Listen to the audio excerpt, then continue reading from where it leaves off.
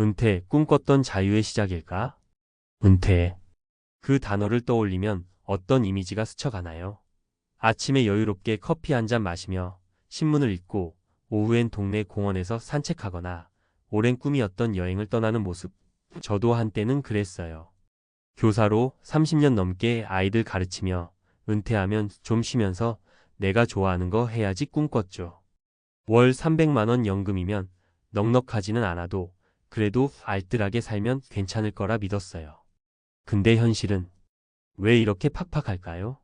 연금 통장에 찍히는 숫자는 그대로인데 마음은 점점 더 초라해지고 지갑은 더 빨리 비워지네요. 이건 저만의 이야기가 아니에요. 은퇴 후 삶을 준비하며 기대했던 것과 현실 사이의 간극, 그리고 그 속에서 허덕이는 우리 이웃들의 이야기 한번 들어볼까요? 본문 은퇴 후 삶, 왜 이렇게 힘들까? 1. 연금 300만 원, 숫자에 숨겨진 진실. 월 300만 원. 얼핏 들으면 그 정도면 나쁘지 않네? 싶죠. 맞아요. 적어도 굶을 걱정은 없어요. 하지만 이 돈이 실제로 어디로 흘러가는지 보면 이야기가 달라져요. 우선 기본적인 생활비부터 시작합시다. 집세나 관리비, 공과금, 식비만 해도 150만 원은 훌쩍 넘어가요. 여기에 건강보험료, 자동차 유지비, 손주들 용돈까지 챙기다 보면 남는 게 뭐냐고요? 거의 없어요. 통계로도 봐도 2023년 기준 대한민국 65세 이상 가구의 평균 생활비는 약 200만 원에서 250만 원 수준이라고 해요. 연금 300만 원이면 딱 중간쯤인 셈인데 이걸로 여유로운 삶을 꿈꾸긴 어렵죠. 그리고 여기서 끝이 아니에요. 은퇴 후엔 예상치 못한 지출이 계속 튀어나와요. 갑자기 치과 치료받아야 한다거나 집 보일러가 고장 나거나 자식들 결혼자금 조금 보태달라고 하면 그때마다 연금으론 턱없이 부족하다는 걸 뼈저리게 느껴요. 저도 작년에 갑작스런 병원비 때문에 적금 깨야 했던 기억이 생생하네요. 이게 바로 연금 300만 원의 함정이랄까? 숫자만 보면 괜찮아 보여도 실제론 빠져나갈 구멍이 너무 많아요. 2. 은퇴 준비 어디서부터 잘못된 걸까? 그럼 이 문제를 어떻게 해결해야 할까? 생각해보면 결국 은퇴 준비로 돌아가요. 우리 세대는 연금 있으면 되겠지 하며 대충 넘어간 경우가 많았어요. 저도 그랬고요. 교사 월급 받으면서 매달 꼬박꼬박 연금 냈고 퇴직금도 좀 나올 거라 믿었죠. 근데 막상 은퇴하고 보니 그 돈으론 부족하더라고요. 왜냐? 은퇴 후 삶을 구체적으로 설계하지 않았으니까요. 예를 들어 은퇴 후 어디서 살 건지, 어떤 취미를 가질 건지, 건강 관리는 어떻게 할 건지 같은 거요. 이런 걸 미리 계획하지 않으면 연금만으론 감당이 안 돼요. 게다가 요즘은 물가도 계속 오르고 있잖아요. 10년 전 커피 한 잔이 3,000원이었는데 지금은 5,000원 넘는 곳도 많아요. 연금은 고정인데 물가는 계속 뛰니까 점점 더 쪼들리게 되는 거죠. 전문가들은 은퇴 자금으로 월 생활비의 7,080%를 준비하라고 하더라고요. 근데 현실적으로 그게 쉬운 일이 아니에요. 특히 교사처럼 안정적이지만 큰 돈을 벌기 어려운 직업에선 더 그렇죠. 그래서 중요한 건 은퇴 전부터 내가 어떤 삶을 살고 싶은지 구체적으로 그려보고 그에 맞는 재정 계획을 세우는 거예요. 저는 그걸 너무 늦게 깨달았어요. 3. 사례 1 김 선생님, 연금으론 부족했던 꿈. 제 동료였던 김 선생님 이야기부터 해볼게요. 김 선생님은 저랑 비슷한 시기에 퇴직한 62세 영어 교사셨어요. 연금으로 월 320만 원 정도 받으셨죠. 김 선생님은 은퇴 후 제주도에서 작은 카페를 여는 게 꿈이셨어요. 아이들 가르치느라 바빴던 삶, 이제 좀 여유롭게 내 꿈 이루고 싶다 하시면서요. 그래서 퇴직금 일부랑 연금 모아서 제주도에 조그만 가게를 냈어요. 근데 현실은 만만치 않았어요.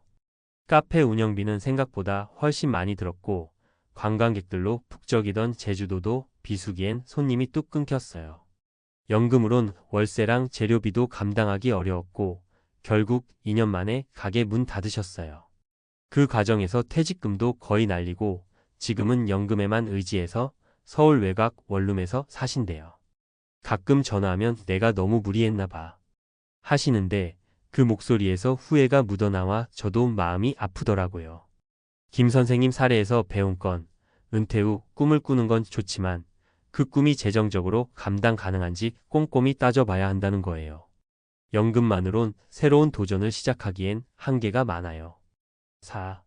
사례 2박 부장님 건강이 무너지며 흔들린 은퇴. 다음은 제 이웃이었던 박 부장님 이야기예요. 박 부장님은 65세에 은행에서 퇴직하신 분이셨어요. 연금은 300만 원 정도, 거기에 퇴직금으로 아파트 한 채는 빚 없이 마련하셨죠. 겉보기엔 이 정도면 성공적인 은퇴 아니야? 싶었어요. 근데 문제는 건강이었어요. 박 부장님은 은퇴 전엔 워낙 바빠서 건강검진도 제대로 안 받으셨어요. 은퇴 후 몇 년 지나니까 갑자기 당뇨 합병증이 심해지셨고 결국 입원 치료를 받으셔야 했어요. 건강보험이 좀 커버해주긴 했지만 병원비에 요양비용까지 더해지니까 연금으론 턱없이 부족했어요. 결국 아파트까지 팔아서 병원비 충당하셨대요.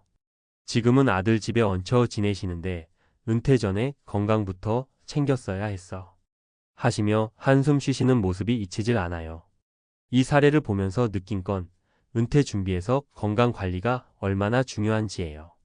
연금이 아무리 넉넉해도 건강이 무너지면 다 소용없어요. 정기적인 검진, 운동, 식단 관리 같은 게 은퇴 후 삶의 질을 좌우하더라고요. 5. 사례 3 최 사장님, 가족의 발목 잡힌 연금. 마지막은 최 사장님 이야기예요. 최 사장님은 60세에 중소기업에서 퇴직하신 분으로 연금 280만 원 정도 받으셨어요. 최 사장님은 은퇴 후 아내와 세계 여행 다니는 게 꿈이셨죠. 근데 그 꿈은 시작도 못 해봤어요. 왜냐? 자식들 때문이었어요. 최 사장님 아들이 사업한다고 큰돈 빌려달라 해서 퇴직금 대부분을 줬는데 그 사업이 망하면서 빚만 남았어요.